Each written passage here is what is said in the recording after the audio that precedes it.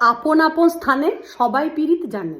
হ্যাঁ, আমি কিছু কিছু ছেলেদের দেখেছি, মানে অবাক লেগে যায় আমার, দেখে পরে পরে অবাক লেগে যায়, এখন নয়। ছেলে কথা বলে না, আত্মীয় স্বজন এলে কথা বলে না, সব সময় মুখ নামিয়ে থাকে, কারোর সাথে ইয়ার্কি মারে না, টু শব্দটি করে না, কাউকে সাড়া দেয় না, কোনো ম্যানার্স নাই, আসো বসো বলতে জানে না, কেমন আছেন কি আছেন সেটাও বলতে জানে না, একদম কোনো কিছু জানে না। তাদের মা বাবাদের শোধালে বলে ছেলে আমার এরকমই, ছেলে কারোর সাথে কথা বলে না। আসলে আত্মীয় স্বজনকে শুধাবে কি কেমন আছো লজ্জা পায়। হ্যাঁ, ইয়ার্কি মারা এসব ফক্করি করা এসব আমার ছেলে একদম পছন্দ করে না। ওই জন্য দেখো না, লজ্জায় মুখ সবসময় নামিয়ে থাকে।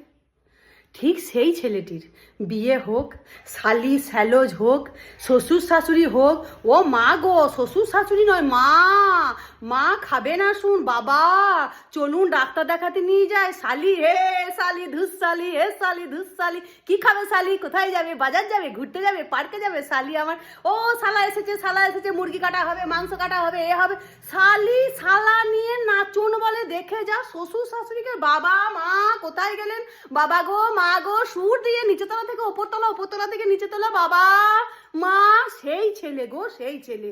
উড়িয়ে বাবারে পরিবর্তন, আই এম তো অবাক। হ্যাঁ, এই ছেলে সেই ছেলে, বিয়ের পর তারপরেও অবাক ব্যাপার, কোনো বাচ্চাকে কোলেই শুধু নেয় নাই, তার নাকি গু ঘৃণা লাগে, তার নাকি বমি, বাচ্চার দুধ তোলা ঘৃণা লাগে, তার সব কিছু ঘৃণা লাগে।